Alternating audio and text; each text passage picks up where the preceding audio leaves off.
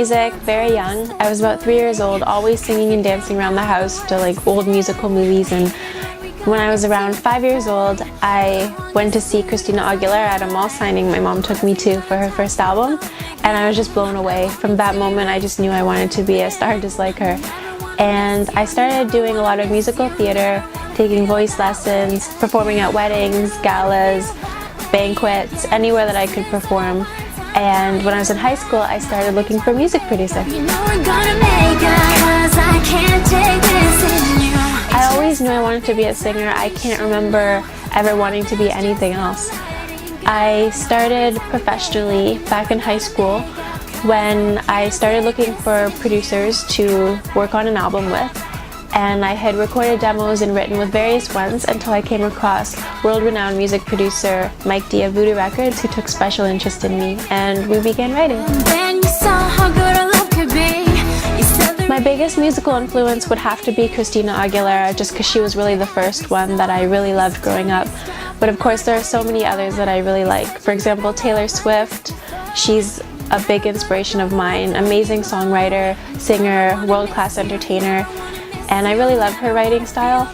And then there's Katy Perry, Demi Lovato, and Mariah Carey, all strong girls and world-class vocalists. Now every time we break up, you know we're gonna make up, 'cause I can't take this anymore. It's just I actually started in pop country. I wrote a lot of songs in pop country, and then I moved over to pop rock, which was kind of like an Avril Lavigne or a Katy Perry sound, until I finally found the sound that I wanted to do for this album right now, which is pop R&B. I'm so passionate about it. So kind of like a Demi Lovato or a Taylor Swift sound, just what you hear mainly on the radio right now. I never wanna know, never ever go. Your voice makes my day, always gonna stay. You're my favorite line, and you're all mine. There are a lot of pros and cons in being an independent artist versus a major artist. I think the biggest pro of being an independent artist is that when you're with an indie label, you're usually the only artist or maybe one other artist or band that the label is pushing, so you get a lot of undivided attention to really get your career going.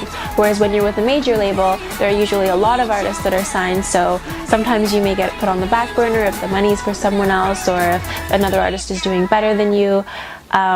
Whereas when you're with an indie label, I think the biggest con is that sometimes as an indie label, they don't have the money and resources to really push your career, whereas with a major label, they really have that budget to skyrocket your career, so you really have to work a lot harder as an independent artist.